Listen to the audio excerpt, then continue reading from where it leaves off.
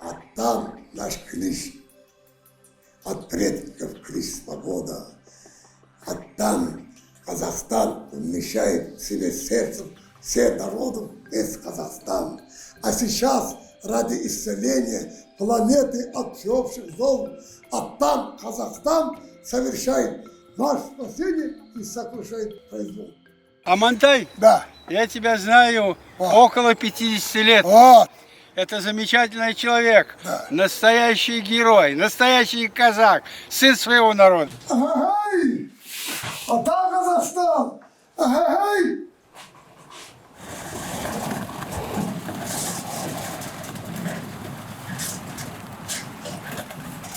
Бисмиллахи-рахмани-рахим. Ассаламу-алейкум ва-рахматуллахи ва-баракатух. Неке құрметті көрермендер, біз бүгінгі бағдарламамызға тағы да елімізде болып жатқан, шетелдерде болып жатқан жаңалықтарға ерекше назар аударатын, оған өзіндік пікірін қосып отыратын, бүткіл әлемге танымал болған қазақ халқының маңдайалды жұлдызы, ел топ басшысы, лидер десек болады, бүткіл әлем мойындаған Амантай қажы Асылбек келіп отыр. Яғни бұл кісінің Мекке Мәдинада ас беріп, Түркістанда ас беріп, Алматы қаласында Рамига атаның басында жетігін ас беріп, бүткіл әлемде Құран хатым түсіріп, қазақ халқының тыныштығы үшін жарғақ құлақ жастыққа тимей өзіндік үлесін қосып жүрген біздің жаңағы бетке басар мақтанышымыз. Ендеше бүгінгі кезде кешелі бері 2-3 күндікте елімізде үлкен мынау көршілес Ауғанстан елінде болып жатқан оқиғаға назар аударыңыздамыз. Бірақ та біз көбіне түсіне бермейміз, талиптар келіп жаңа Ауғанстанды келіп басқарып жатыр. Олар басқарып жатса бейбіт түрде өтіп жатыр дейді. Олай болып жатса неге босқындар көбейіп басқа елдерге өтіп жатыр?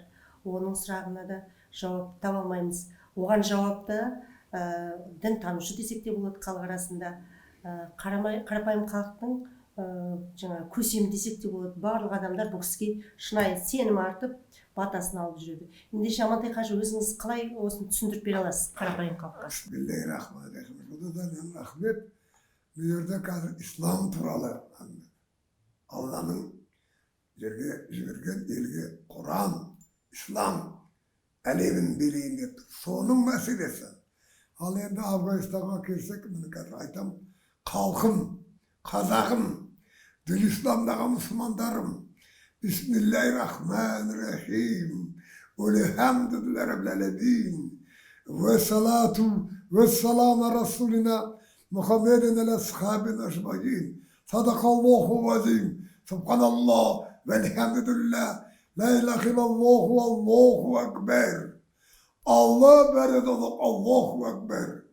Ey Kudayım Allah Teala, mük şükürünün toba, 20 yıl Afganistan'da Amerika'nın okupantları, emperyalistler gelip Müslüman yerini basıp tarafayım halka boşanlık vermeyi. Amerika'nın kolonyası bulup gitken Afganistan Allah'ın arkasında İslam tümünü götürüp mocakatlar onun altında kadın Talibanlar öz yerini dinle yıvıp İslam memleketi de burnu atağın koy Afganistan. Yani kadar İslam memleketi. Bırak beymişçilik memleketi. Şeriatın zağı bir işi. Bolattım. Bunlar hem faşist kızı vardır. O evde şahsen sözünüz açtın. Mıngdağın adamlar kaşı vardır. Rüzor. Onu 220 bin salasa. Bu bayağı Oğuz'dan Rusya'ya, Sırga, Belarusya'ya Nemiz faşistler geldi koy. Bastı koy. Partizanlar onlar teröristler deyip kadı solarga Nemiz faşistlerine Palestinler olan yeri tuttan. Olardı ıstır faşizm çekirken ben sotta batıp alet edip koy. Bunlar Talibanlar. Devşilik olsun deyip. Ben de abdi istemiyordu. Bu bayağı Taliban 1990 çılı bir işi memleket kurganda bir kaşın. Onlar bir işi şeriatı koyup ocağına ben karşı etsin. Bırak köp bir şeylerim oldu. Halk ürünü alıp elde tek ünlü otursun. Şumuska çıkmazdı. Kızlar okumasın dedim. Kadı sapsın başka şey. Bana onu televizyon Euronews dünya yüzünün Moskva'nın akbaratları berip atır. Mine başları 15 günü Tamız'da memleketlik başlık kelgende bizim memleketimizin İslam tüm kötüsükte bar halktadan hükümet gerek, ayelde de gerek.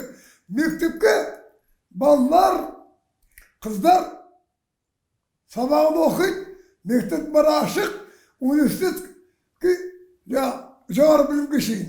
Tek şeriattың заңдарын сақтау керек. Сонда олардың несі? Халқым түсініңдер. Мына қыздар дейді, жас қыздар өзінің қазақша айтқанда қалай айтуға болады? Чтобы они сохранили, орысша айтады, целомудрие. Енді бұл үлкен мәселе ғой. Мына Европада, Америкада қыздардың бәрі беті ашып кеткен, қазақшада аты да ашып кеткен. Оны көп бұзылып, не деген бәлелер міне? Миллион бар ауру. Бұл лесбиянкалар, гомосексуалист, педофил дейді орысшада. Қазақша ондар аттар жоқ. Оны бір жаман аттар бар ғана айтпаймын. Біз солға қарасымыз деп. Біз өзіміздің исламның мектебін, білімін бір жаңа қазіргі технологияның бәрін қабылдаймыз. Тек Американың білімі Европа бізге кіргеміз. Дұрыс. Біз де қазақтың өзіміздің салт дәстүрімізді әлі де сақтамай бұны. 30 жылдығы болады. Тәуелсіздік құтты болсын. Міне қазір қазақ мектептерінде қандай бұзып кеткен балалар бар. Бұл жаман нәрсе ғой. Ол қыздар бұзылса қазір мектепте ана арам бала туады. Әңгіме сонда.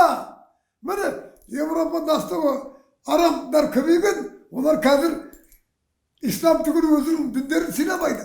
Бұны Польшада үлкен көтерістер болып жатыр. Мемлекет басшыларына Дудыға. Венгерде де Ишман Добиға президентке қалсы. Оны өткізіп жатқан жаңа жеңілтек әйелдер қалаш айтқанда. Бізге тыжа ашуға болады. Көшеде ашамыз, біз бәріміз тең боламыз. Құдай бермегеннен кейін Құдайды қалыста ұшыраған, оны айтқанда жаңа жетікті ма біздегі? Олар ешкімге жақсыға келмейді. Солға қарсы мемлекет басшылары жүргізіп жатыр. Оларға Американың басшылары, Польша мен Бельгия басшылары қарсы жатыр. Бұл әлемде қазір үлкен өзгеріс. Енді ислам дүниеде әлемді билейтін көріп тұр. Сондықтан бұл үлкен жеңіс. Мен талай жылдан бері мына аттан жақында 30 жылдығы болады. Семей полигоны жабылғанына құтты болсын. 29 күні 30 жыл болады. Полигонды жабу хақталарын бұйырға. Аттан Қазақстан, қазағым Семейге полигонды жабуға деп Алла көмектесті. 100 күн бұрын айтып, Толайскан кызым полигонды ішке қол қойдырып, президентіміз Нұрекең Нұрстан ағамыз аман болсын. Оны бастаған дүниенің ғұламасы қазақ халқы үлкен ұлы батыры Олжас ағамыз. Қазақ халқы жапты. Кімге зиян болды? Тек қазақ халқына үлкен абырой келді. Бейбіт туынмен бейбітшілік көтереді. Бисмиллахир-рахманир-рахим. Субханаллаху валхаллаху акбар. О, братья и сестры, братья казахи и казахстанцы, мусульмане, православные, буддисты и иудисты, люди самых разных национальностей Казахстана. Сейчас в мире состоялась огромная сенсация. Мусульмане Афганистана после 20 лет оккупации американскими фашистами, шовинистами, оккупантами путем народного восстания, по сути, там были вооруженные столкновения, пришли к власти. Мудрый президент Ачав Гани, это второй президент Афганистана, после Карзаи, сам, оставив пост, бежал, можно сказать, в Арабские Эмираты, и вот недавно дал заявление, чтобы не было кровопролития. Это главное еще. Причем талибаны сейчас, как сами мусульмане говорят, всем прощают, даже прислужникам американского терроризма, которые убегают. Я уже сказал, в аэропорту Карзай каждый день 9 тысяч афганцев убегает.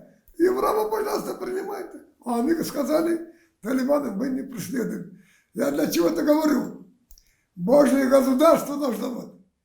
Политика, политиканству, мировому вот это, национализму, империи, политической власти, когда сила, когда деньги, власть, никакой свободы народу, нации, вероисповеданию приходит конец. В этом отношении мужественный народ Афганистана, мусульмане, еще дали отпор 30 лет назад советским оккупантам. Вот Евросоюз, первый ее представитель Жозеп Боррелл заявил, талибаны выиграли войну, мы любое правительство признаем и посылаем на переговоры делегацию. Это европейские страны, их 47 Жулдус. Правильно? Я уже говорил, Йоханссон, чтобы афганских беженцев принимать. Но эти беженцы, их сотни тысяч, они же не виноваты, что американцы оккупировали, они вынуждены были служить ради сохранения жизни. Но Ашраф Гани сказал, я скоро приеду, и на переговоры вышли. И талибаны с ним ведут переговоры. Нам не нужно вот это, примеры вот этой вот Октябрьской революции.